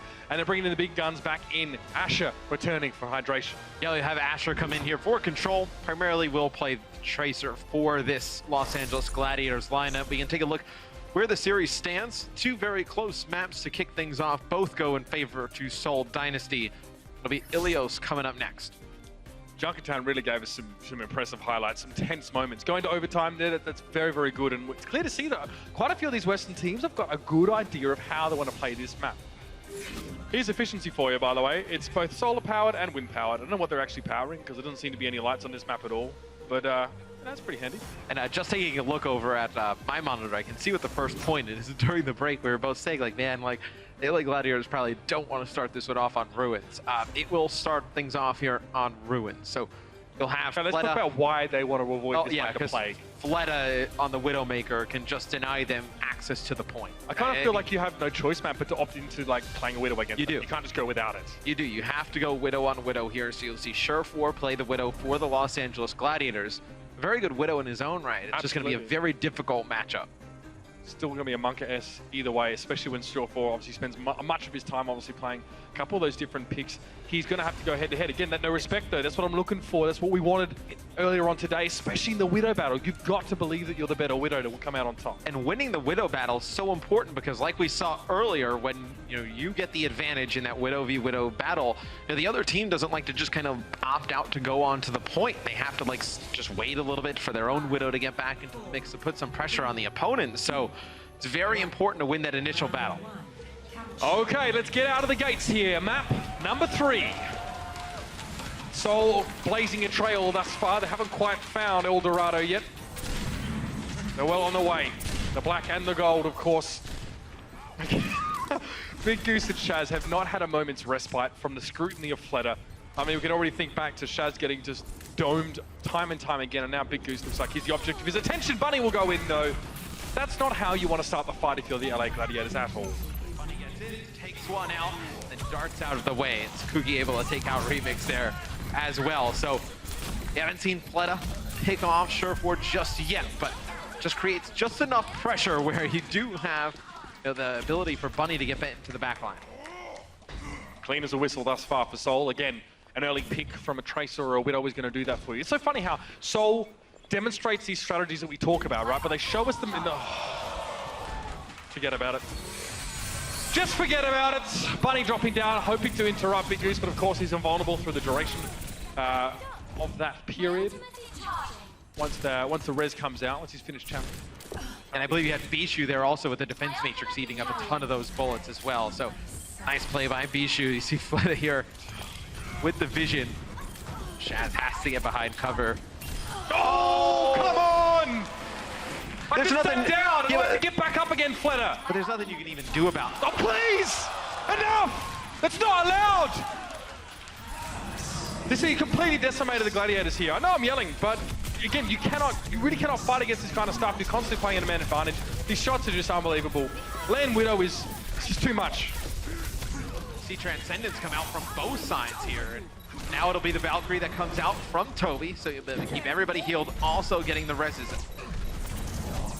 Oh dear, Matt. Jaehong now just going to be battled around a bit. Remix had an opportunity, but once Jaehong managed to escape, he realized it'd be hard to get consistent damage with the flaming Fists of Fury. Remix manages to find him there. Brought back up again. Fleta playing off towards the side here. 75-0 though again, and LA Gladiators, a lot of those ultimates have already been drawn through. Asher falls. Fleta hitting the most improbable shots I think I've ever seen, and he's looking very comfortable. Rez though does come out from Big Goose here. It'll force Fleta to back up. Looking for Asher. He's so aggressive here on the Widowmaker. It should be the LA Gladiators able to turn the point. Okay. All right, so they turn the point. Surefour able to get the better of Fleta there. Credit to Surefour. Fleta makes a mistake and is punished for it. Gladiators are back in control, and perhaps now it's a bit more comfortable to be the Widow that's in control of the point as opposed to not being. Yeah, and Jaehong will have Transcendence for this next fight. You'll have Pulse Bomb to open things up as well for Seoul Dynasty. Pretty much every ult there used by the LA Gladiators to flip the point in their favor. So I think you have two kind of paths to take this point back if you're Seoul. You can have Bunny land a big Pulse Bomb, then kind of dart on in, or you can go in, use that Transcendence. The Pulse Bomb used, we don't see it connect with anything. Remix dropping back. Pressured down by Kuki. A bit of back and forth between these two. Remix is making sure Kuki's not going to sneak into his backline, and he still lets him in. And the Primal Rage as well is going to mean that Remix either has to use his own or look for another target and hope his backline can fend for itself. Surefour gets back to safety though. There was a Transcendence in play, if I'm not mistaken. Yeah, Shaz goes for that one. Then that allows the Gladiators to weather the storm. Kuki does drop as Fleta finds Remix there. No surprise here. The Transcendence doesn't necessarily mean that Surefour can't get kills, but he needs to get headshots. Bishu now with the self-destruct, another thing that ignores that Transcendence. And Fleta's down, Surefour's found another one. Now we're starting to heat up that engine. You have Toby getting close to a Valkyrie here. We'll see if he decides to use it for Seoul Dynasty as Morris's kills going in favor of Seoul. There comes the Valkyrie. They're just trying to force the rest of the members from the LA Gladiators off the point. Bishu here trying to make anything happen with the Bunny Blasters. Not gonna work. Fleta will take out iRemix. The first point here will go over to Seoul Dynasty. Okay, that round, for what it's worth, didn't end anywhere near the way it started. I think we did see the Gladiators start to take a little bit more control. And once you control the point, especially as a Widowmaker team or a team that has a Widowmaker, you can use those pillars a little bit more. You have a few more options. You can throw a few more looks out. And we did see, of course, Surefour find a couple of those picks on towards Fleta, but again, it requires much more than that. And I have to say, Kuki getting in there. We saw the face-off between the two Winstons on that left edge before the end, and Remix just sort of lets Kuki in and goes, I've got to reload or whatever. Kuki manages to get into the cookie jar, and he has them all for himself. And you can see it a little bit there on Jaehong's screen. He will be playing the Mercy here because you can run Lucio on Lighthouse. Toby, a fantastic Lucio player, is one of the best in the world. So you'll have Jaehong play Mercy. Fleta will play the Pharah. You'll put Big Goose on the Lucio. Traditionally a Lucio player, so you'll have Shaz pick up Mercy responsibilities. No Widow, so I'm going to at least keep my voice until the end of the day. That's nice. Fleta now dropping down again, looking for Big Goose here. He's going to be a little bit hard to catch. Making sure he knows where his Mercy is at all times as well, so he knows how aggressive he can be. If you're not being pocketed, you need to play a little bit more passive. But Bishu's getting bullied. He gets desuited as well. Fleta does that all on his own. But Bunny has dropped, so Fleta now the most of the damage source on his team. He really needs to make this work because Asher has done a very good job in paving the way for the Gladiators. Yeah, you're going to have both supports here fall for Seoul Dynasty. Bunny as well. So things looking pretty good for the Los Angeles Gladiators, which they're pretty fortunate. Oh, okay. It's not going to be able to stay alive much longer. Oh, no. Looks like Big Goose, though, should be able to stay along the side, right back up. But it's fortunate for the LA Gladiators because they lost both of their tanks really early in that fight, but they're able to turn it in their favor. I thought it was big plays from Asher. You really did recover things for them there. Big Goose hangs around a little bit longer. Now we see a bit of play around the middle here. You can see Asher tries to throw the Pulse Bomb in, and Toby astutely steps away from his stuck Diva, making sure he doesn't cop any of that damage himself. Trying to maintain healing for Kuki, but again he gets picked off here, so the Winston battle looking a bit better for the Gladiators in this round. Kuki immediately res though. They need the presence of the Monkey, the Simian Sentinel as it were, for the Dynasty to try and allow them to get towards this point. It's in control of the Gladiators, but Toby has stepped on. Bishu down and desuited, and it's all about Seoul. They're in control, and Fleta finds the barrage to deal with Goose this time. All the pressure from Seoul Dynasty though, as you see a boot there from Toby onto Shaz, knocking off the side. All the pressure from Seoul Dynasty towards that left-hand side allowed Fleta to move around the right-hand side by the point in the Lighthouse, able to get a ton of free damage down with Pharah using those rockets, and then as soon as they moved into the point, he was able to use that rocket barrage. Okay, barrage now available for Surefour though, Matt. Both support ultimates for Seoul Dynasty. Only the sound barrier here for the Gladiators, and Bunny is a hunt. Again, his namesake would indicate he's often the subject of the hunt, but this time he's the aggressor again. Big Goose is pretty hard to catch. Just jumping away, Lucio being very, very slippery. He's at least forced him out of position for the time being. But Bunny now realizes that there's other people that are giving him their attention. He needs to respond. He's thinking about the health pack. He's going to dash in and get it. And Asher now on a 1v2 has to back up. Interesting little back and forth here in the middle of the map. Yeah, Jaehong had used his Valkyrie really early in the fight, darts all the way back across the map to bring Toby back in. He's going to use the sound barrier here, but he only connects with 3 members from the Seoul Dynasty. Jaehong will go off the side. Toby will fall. The point looks like it should go back to the LA Gladiators. Bishu, Bunny Cookie. Bunny, honestly, we watched him the entire fight, but he's kind of just been spraying damage, not able to get in and finish those targets. He's definitely respecting the lethality of a lot of the LA Gladiators heroes, but not being able to get in properly and get out safely, frustrating. Seoul need him to be finishing those kills on the ground to capitalize on Fletter's damage from above. Yeah, that's kind of the relationship between your Pharah and Tracer player. The Pharah up in the sky, she's putting down a ton of damage. The Tracer darts around the map, finishes those kills off. So you see no support ultimates online. It's only Surefour's Rocket Barrage on the table here. See when he decides to use it. Look at him staying safe here with those boots as well. Really giving a lot of respect, just trying to make sure they're valuing his life so we can provide that healing to the rest of his team. Bishu getting de-suited now, and you can see Big Goose is spreading out from his team a little bit more. Trying to stay safe here, but it might be a struggle. Fletter finds Surefour now. Zunba's hunting.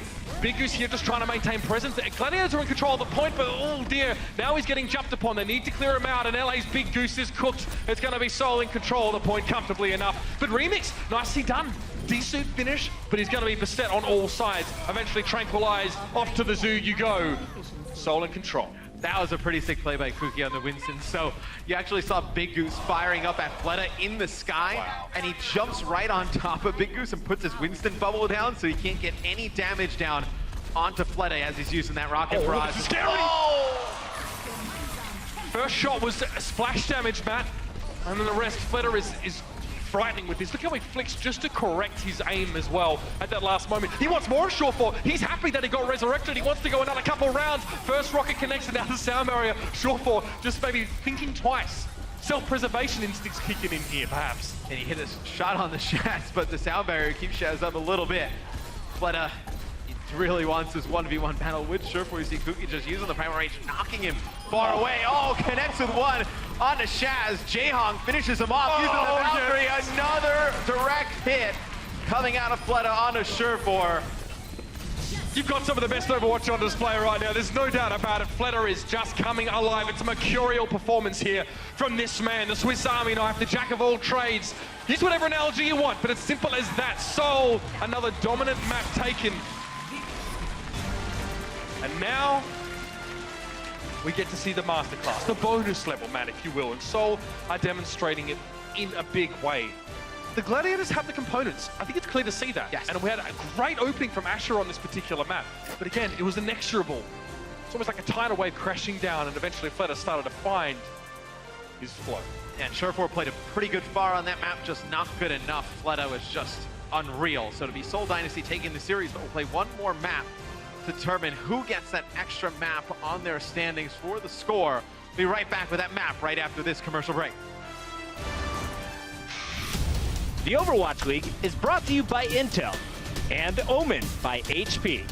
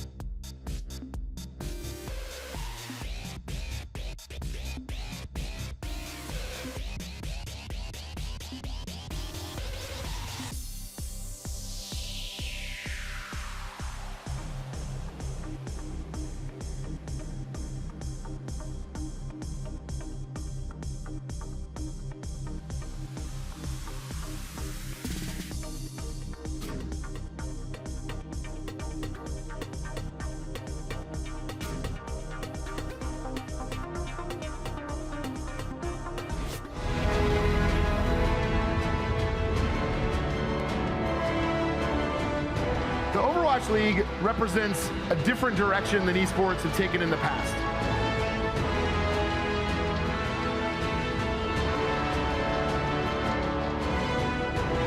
A global community of professionals for a truly global league.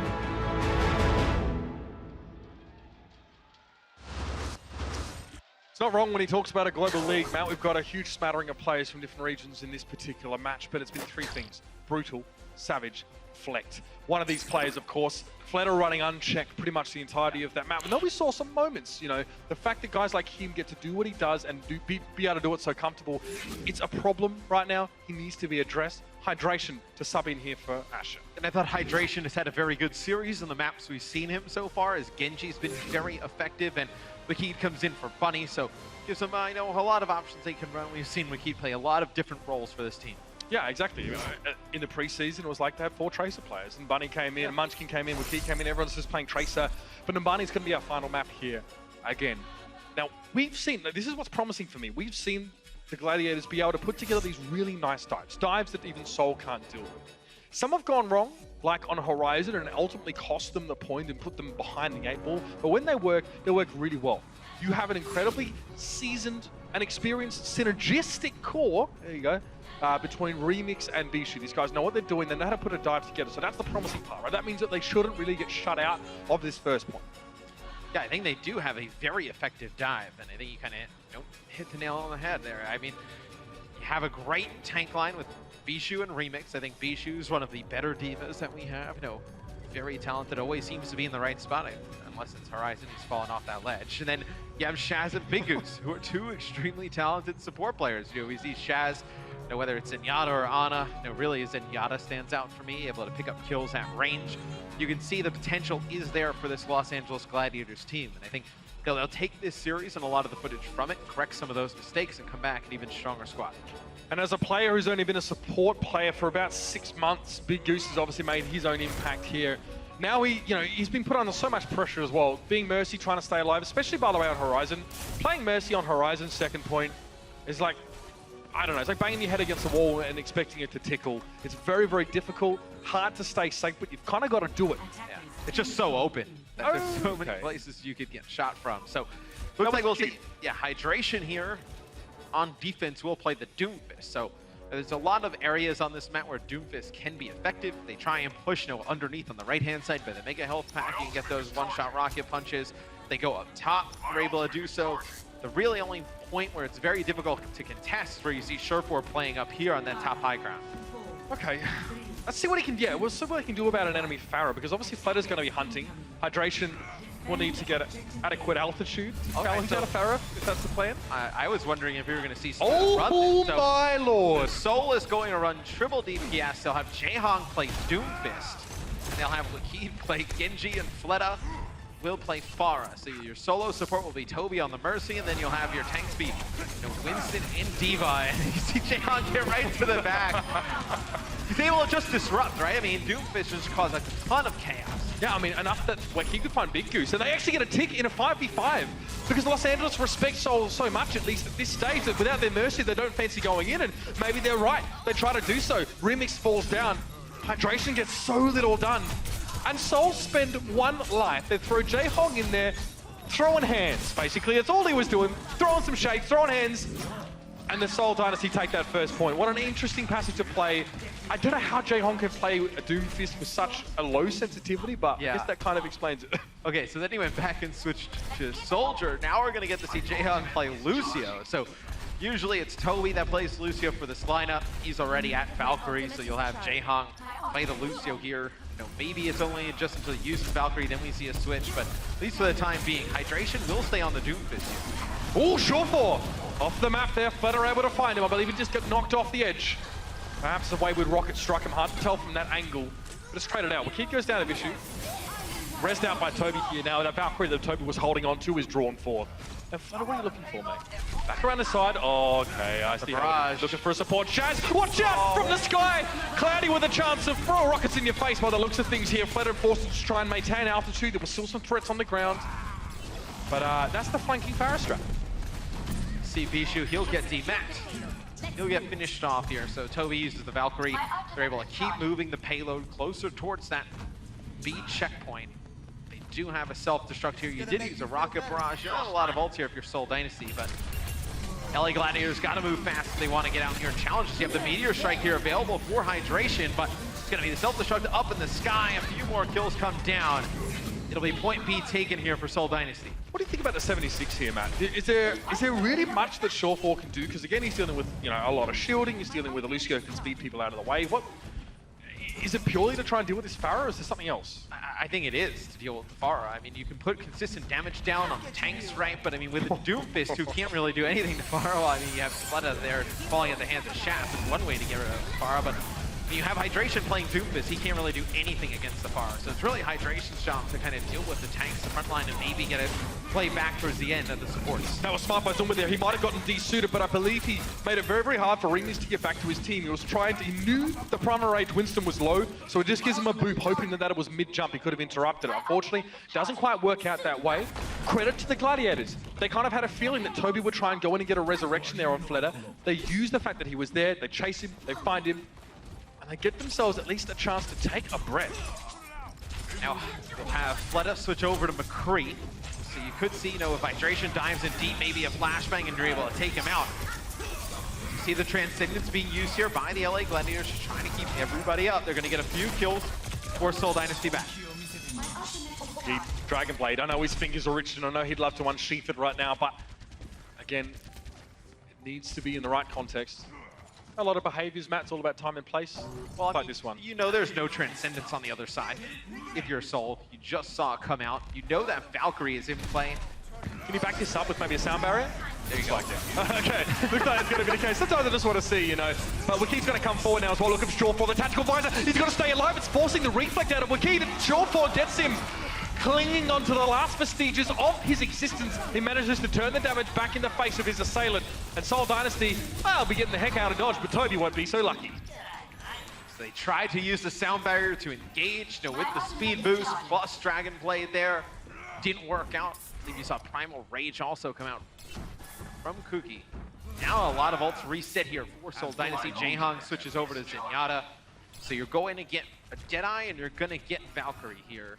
How do you feel about trying to play the Doomfist now in that underpass against a McCree? I think it's interesting in the form that what we saw the Gladiators do to the Shanghai Dragons. Obviously not the same thing, but it just gets blown up there by Junkrat. But now they played it against the Shanghai Dragons the other day in that first point on Dorado and just played underneath the bridge. Yeah. It's kind of like the same setup, but now I think Seoul are just quicker to adjust than the Shanghai Dragons were that day. Now it looks like patience pays for Seoul. It's going to put them very, very close and in plain sight of the finish line. Now, Shawfall McCree, they're going to have to be fast. Deadeye coming from Fleta. Now, how is this going to be responded? You're going to do something about it. Nope! It's going to be 2 for 1. Fleta to find Hydration and Remix as they desperately try and throw themselves out. And I mean, the Los Angeles Gladiators don't have any margin of error. Shawfall trying to do that with Fleta, but the man's got way more support. Hydration, though, a parting gift. A knuckle sandwich, perhaps, just to remind him who the big Doomfist daddy is. But Toby's still up in the air. Transcendence now coming through. I don't know how many people are going to benefit from that one. Jaehong keeping the rest of Seoul nice and topped up. Remix hasn't found his payload. He can't leave it right now. Primal Rage just to try and stall. That's all he can afford, Matt. Yeah, it's not looking good here for the LA Gladiators because you have some reinforcements coming off the spawn here for Seoul Dynasty. Fleta goes over to Tracer. He's able to get one. Now you have a Primal Rage of your own on Kuki. It's going to be Zumba launching up a self-destruct in the sky. We'll see if he gets anything. Doesn't connect with anybody, but Toby's able to bring Fleta back in. You do have Big Goose using his Valkyrie right now. Gets one res on the Hydration, just brings Doomfist back in as the disruptor. It almost feels like a foregone conclusion here that Los Angeles Gladiators need to start getting kills, and one on Kuki is probably not going to be doing the job for you now. Bishu is falling. So he's going to go down now. Shawfall trying to stay alive, blinking around that payload there.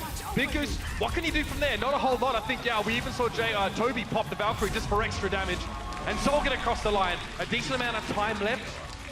Snarled up a little bit towards the end there, Matt, but we're seeing an interesting choice of comps here from the Gladiators. And maybe, I guess, you've got to stop and think about how you approach this Doomfist, this McCree, and all these different looks thrown in. I think the biggest surprise was Seoul running the Doomfist at the beginning on offense. Jaehong on Doomfist. For multiple reasons, perhaps. I mean, you had Doomfist, Genji, Pharah, Mercy, Diva, Winston out of Seoul Dynasty there. Very interesting offensive strat to kick things off. You could see Deal it with out, Chaz. so you could see it out of the Gladiators as well, right? Because we saw Chaz play the Genji during the preseason. You could have Hydration play Doomfist, and then maybe you have Surefour play Afara, which we just saw him run on Ilios. Fletter plays Widowmaker, though, it could be all over. I mean, the defensive Widowmaker is not always sort of the go-to on this map because it's pretty easy to access her. You can sort of just walk main and then jump up onto the high ground here. See Jaehong here. Bear in mind, guys, if you're not aware, Jaehong probably plays with a box that raises his mouse pad a few inches actually off the Similar to the box that I like to stand on. Yeah, except yours is probably about 10 times as tall. But the idea is pretty much the same. But we both use our box to play. In sense. That's right. Yeah, so we're basically but the there's same. Xboxes and Xboxes. Yeah, exactly. Yeah. Got it. You're a smart one, Mitch. Thanks, bro. I do try. All right, so Shaz, I saw him hovering Doomfist to start with. I assume this is probably going to be a switch here in a moment, but... Well, I mean, it's kind of a variation off the comp we just saw, but... I mean, some sort of all-in triple. We saw Shaz like Genji during the preseason as it's kind of odd to see, like, usually supports go over to, like, heroes like Genji and Doomfist who just have, like, a high mobility. Sometimes. Yeah, I feel you. I mean, Jaehong does that himself. So he's going to be on his fate banner. Jaehong's different, I feel like. He can play pretty much anything.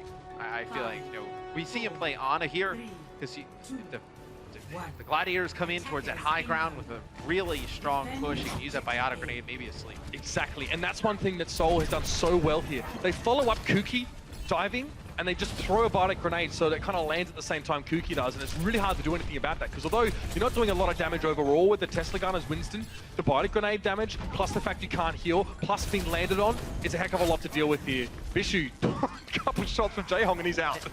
And you can see from Bishu's point of view, so he knows that Kuki is up on that left-hand side, so you can deny that whole area with Kuki and Wakid. You just keep firing the Junkrat, no grenades into that hallway, just a lot of damage to come down. If you go on this right-hand side, you're dealing with Jaehong with the biotic grenade, the sleep darts, and you're dealing with Fleta here. And Fleta's on the low ground, so if the Gladiators try to go low ground, jump up to high, they can still get picked off. Hydration there, stays for as long as he's possibly able, but Remix eventually is going to fall to Fleta. There are no less than 3 different distinct angles where lethal damage can come from here for the Dynasty. And you can see Fleta, he's very low. Bit of healing though, and Hydration falls. It was a game of inches and a fall. That's all the Hydration would have needed. But the extra healing and great reaction time from Toby to keep Fleta up. That's stunning. Yeah, Fleta was able to get Surefour in that fight and Remix, then finishes off Hydration there towards the end. I think the one thing you would worry about if you're Seoul Dynasty is like pushing back onto the point with this comp, right? I mean, you don't have the damage of like a Zenyatta, right? With the Discords to kind of go on in. You're really relying on Fleta to hit some 6 shots and then Wakid to cause a ton of damage up in their face with that Junkrat. Right, we haven't seen too much of the right side of the defensive setup here for Seoul so far, because it's all been happening on the left. Now Dragonblade going in for Hydration, he needs to find his target. He gets one, but it's traded out. And Ana for a Genji, perhaps not worthwhile, especially now with the res coming in. Toby is going to erase all evidence of Hydration's valiant attempt at evening the score. It's going to be Wakid now backing away just for a Riptide here. She's going to come straight on in. And this could hurt. He's going to wait a little while. And there's so much going on. The Gladiators want to be ready for this. Big Goose is knocked out of the sky. Talk about burning rubber. And they buy so much time for that Riptire to come in by applying the Nano Boost on Kuki, also giving him healing from Toby, who is in Valkyrie at that moment in time. Just really a lot of resources towards your Winston, able to keep him alive, keep the point contested, and allow that Riptire to get there to take out Big Goose and Valkyrie. And that's problematic there as well. You see that Hydration is trying to access that back line. We saw him from Fleta's perspective, and all he could really do was impotently hop up and down, and Jaehong was also there adding to the damage. Hydration is struggling to find these targets. He's expending a Dragon Blade to just get one Ana, who's getting res straight away. LA need more than just that Genji getting in. Well, it's not even really the Ana getting res straight away, it's just he's in a bad spot at that moment in time, right? With the Blade, he's so far deep. It's a huge commitment. Yeah, it's a huge commitment from multiple players on the roster. There's Jaehong, just trying to get a sleep on the Remix. Not connect, gonna heal Zumba back up. They have to work back towards the point. You see, it was Surefour using the tac visor, Wakid able to take him out right away. That hurts, it hurts so much. He heard the sound cue, and Wakid just put him to bed. Fleta staying safe now. Bishu diving in, but to what avail? He's just going to get desuited straight away. By the time he got to the back line of Seoul, he pretty much had no health, and now the Nano Boost on towards Kuki is going to be enough. So much damage available here. Kuki actually opts not to continue that duel against Surefour, perhaps understanding or realizing that there was no biotic field. He was probably in kill range, but the discipline of him to jump out and let Fleta get the job done is one of the reasons why Seoul is looking so indomitable right now. Hydration should get close to a Dragon Blade here. No support ultimates for Seoul Dynasty. I think with Key, though, with this Riptire, could be the difference maker, right? I mean, you're able to get like a 2-for-1 here. Shaz getting close to Transcendence. You know that Valkyrie was just used. Here, it's going to be the Riptire. Okay, now they get some Vulcan velocity going on. Again, that Mercy kill would have been in, and that is Big Goose down. You can't afford to allow this to happen, but Seoul just takes whatever they please, and the rest is just a bonus. Transcendence drawn out on towards the point by the Gladiators. It's desperation. They got themselves 2 ticks, but the rest of Seoul are responding. They know all they have to do is hold strong, and they do. A clean sheet from the Seoul Dynasty. And the gatekeepers plant their feet once again. One more challenger falls by the wayside. It was a great effort out of the Los Angeles Gladiators here today. They played them pretty tough all throughout. It'll be Seoul Dynasty taking all 4 maps in this series, getting a pretty commanding win. There's so much there as well in that game. Seeing the looks that Seoul applied, the team comps they came in with, also the Gladiators. We got to see some things that they're very good at and some things that need work. Super interesting match. I really enjoyed discussing this one with you, Matt, as well. What a week it's been. Overwatch League, this stuff is actually real. We've been talking about it for ages, and now we're seeing it for real in the games. Oh, they've not disappointed, ladies and gentlemen. We're done here. We're going to head out to a bit of a break, and when we return, we've got some fun stuff planned for the end of the show. We'll see you soon.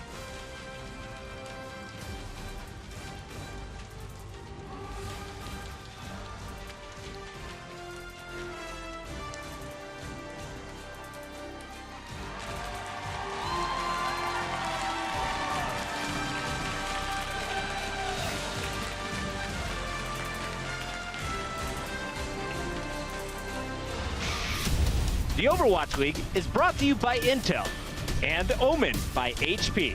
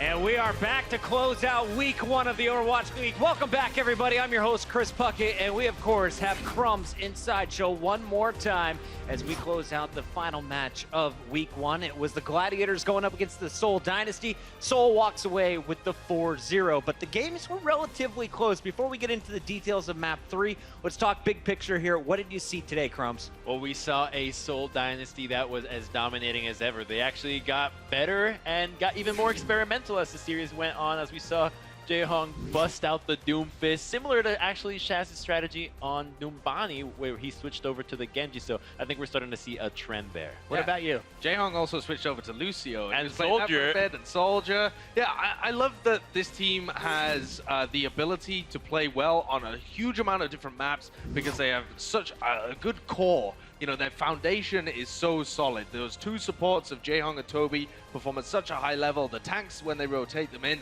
it allows so much room for these newer DPS players just to slot straight in, plug and play, and they've got such great talent, it works out. Let's go into the maps now, talking about Ilios. This was our 3rd map, and Pine, he was a rock star for the New York XL, but there's one guy that we were watching all game long here from the Seoul Dynasty, and that's Fleta. He did it on the Widowmaker, the Pharah, all of his heroes impressing tonight. He had a fabulous performance all throughout this control map. In fact, all throughout the series, if we're being honest. But this guy is, as you said, a rock star. He has hit heights on some of these DPS heroes that Seoul Dynasty, or their core, has just never had somebody like this. They've never had somebody that can play this well on so many heroes. I think he played 7 heroes over the course of this match, but he was rocking this Pharah towards the end of it, dunking on Surefour a couple of times, who's no slouch on that Pharah himself. He actually got to kill Surefour, gets rest, goes after him one more time. Doesn't even matter how many lives you've got if his aim is actually as good as Surefour's, but he's just able to do more at the better time. We got to give big props to the supports. We already kind of highlighted Toby and Ryu Jaehong, but Ryu Jaehong brought out a Doom Fist on the attack in map number 4 as we went to Numbani and we saw very unique strategies, but the big picture here, it's basically Seoul just pushing past the Gladiators. The Gladiators putting up some fights, but it was Seoul who had control of the entire game. Now, Crumbs, I know you were impressed, though, by a final stand we saw from the Gladiators. Yeah, so what we've seen from the New York Excelsior, the London Spitfire, and the Seoul Dynasty is that when they go for a very aggressive attack, they like to just go right in and get you immediately off the point. But look at the response from the Gladiators. They're not even there. They've actually just all peace out, go as far back as possible. No one's on the card at this point, by the way. They're just trying to kill them, make sure that they can then go ahead and spawn camp them, but that never happened. They were actually expecting that attack from the Seoul Dynasty and responded quite well. Surefour actually pops his visor and takes out Fleta. What was the biggest issue, though, for the Gladiators? Why weren't they able to hold against Seoul? I think what we saw in the first half was that the Los Angeles Gladiators had a great coordinated dive, that when they were being proactive and actually jumping into Seoul Dynasty, they were able to get off key picks and turn those fights around for themselves. But as we got later and later into the series, they started playing a little more reactively, they started sitting back, and apart from that one moment that you did pick out where they were playing it, that particular style very well, overall it was just a bit of overwhelming damage, overwhelming authority coming out from Seoul Dynasty. They were just able to sweep them aside.